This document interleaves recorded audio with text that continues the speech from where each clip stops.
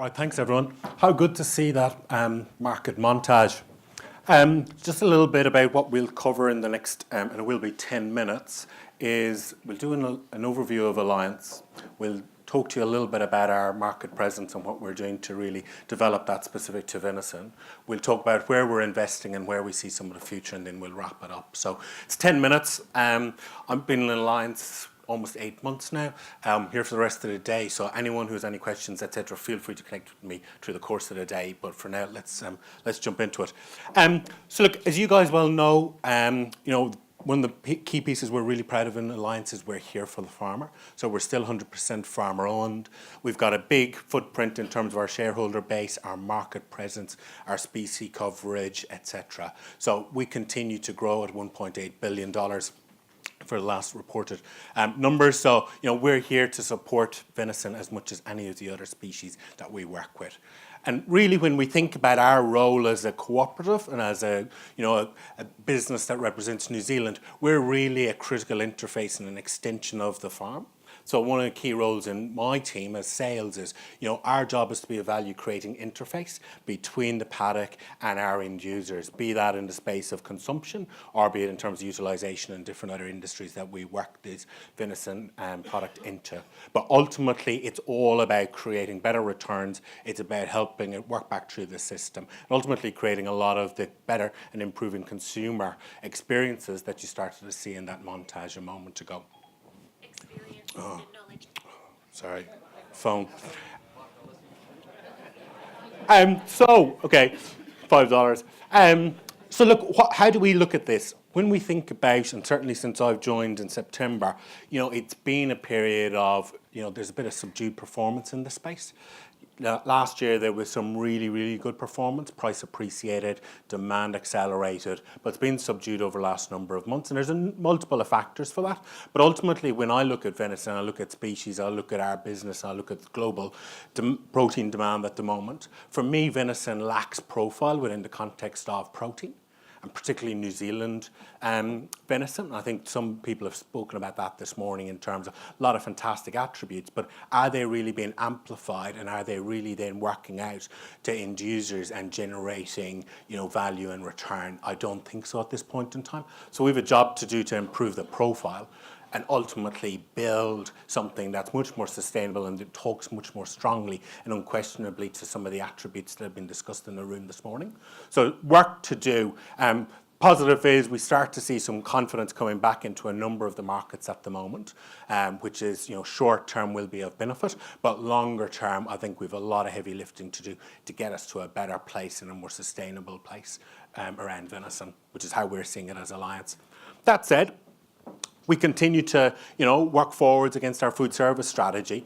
We're investing heavily in UK, extending to Europe at the moment, North America, Asia as well. We're starting to increase our footprint there through the acquisition of Gold Kiwi over 12 months ago. So we've work to do, but what this is allowing us to do is extend much closer to our end consumer, work a lot closer with chefs like Shannon and co, and really understand, what is it that's of importance to people.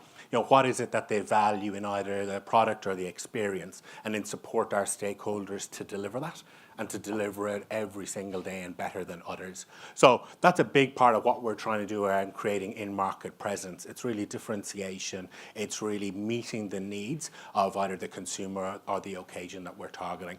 But again, we've work to do here. What else are we doing? So as part of kind of extending the profile presence of venison, particularly in the UK, we're now starting to sous vide diced venison. And what that's allowing us to do is meet some of the needs of our chef community, where some of the challenges around labour, training, the economics of the plate are starting to play out. What this is allowing us to do is actually overcome a number of those and provide to the chef community a product that's much more consistent and much more plate ready. So that's giving them some advantage, and it's allowing us play in spaces that we hadn't previously, or venison hadn't previously, certainly. So very early days, but again, it's very much part of our journey to better understanding what our consumer wants, what the chefs want, and how we play stronger against those needs and requirements.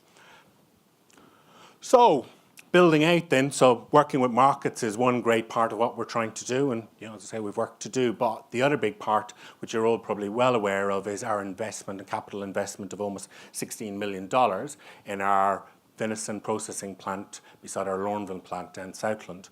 And this is a big, big statement of intent from us in terms of commitment to the industry, but also finding better ways to consistently improve animal management, further processing capability, etc.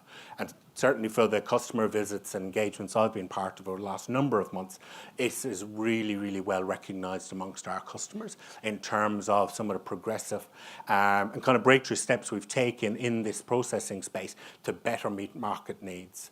So you should all feel proud about that in terms of our efforts to try and continue to build out the venison profile and New Zealand's presence on global markets against venison. So how would I summarise everything? And I'm conscious this is whistle stop. We remain really committed to this space. As I said earlier, I personally believe there's a lot of upside. Yeah, but there is real work to be done here. So our New Zealand product has fantastic attributes. You heard it on the video montage, but not enough people know about that, and not enough people are at this point in time translating that into a value equation that allows us get more from our efforts. And that's the big job we've got to get after. Diversification of markets is really important. I view within this protein, we've got too much, and certainly I can talk about Alliance, we've got too much reliance on a number of markets, and we've got to diversify that further and faster. We must also grow utilisation, so how else can we create value from this wonderful product and animal? And there's different thinking needed around some of that, so we've got to continue to challenge ourselves around what are new spaces that different cervine products can play into confidently. All of this obviously is all in service of how does the industry step up and continue to be prolific and high performing within New Zealand. So that's very much what we're trying to do, and work back into the industry system to understand how we can join hands and do a lot more together. So ultimately, we have one simple ask of the majority of you guys who are sat in the room here is continue to provide wonderfully consistent, high quality product to all of the processing partners, market partners, etc., and we can continue to grow. So I'm sure I've got a few minutes because nobody's clapping or moving. So a minute. I'm good. Is there any questions? I can take a question from it. Yeah. Gentleman here in the middle.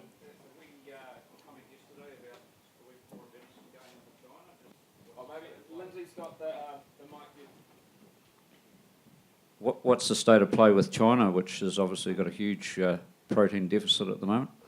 Yeah, so we move product not edible at this point in time on any material scale, but we move treats and different almost co-product type products to China. At this point in time, we don't have a path to that market that we're comfortable with for edible, so we continue to explore it. But our opportunity, I see a much bigger opportunity in more the developed world, so certainly North America, continued growth in UK and Europe.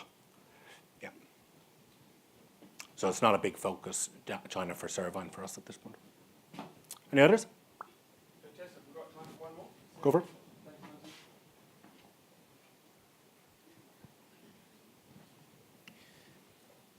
Shane, you talked about building venison profile in consumers' mind. How do you plan on doing that? Well, I think there's a number of platforms that already exist. So sort of in a brand, a lot of what you saw on there, I think we've got to make those work a lot harder. That's the start point. I think we've got to have a more collective view around, what are the intrinsic attributes that are in New Zealand venison and how do we amplify those? So I think it needs more concerted, coordinated, build on what we've already got. So I don't think what we've got is wrong. I just don't think it's working hard enough.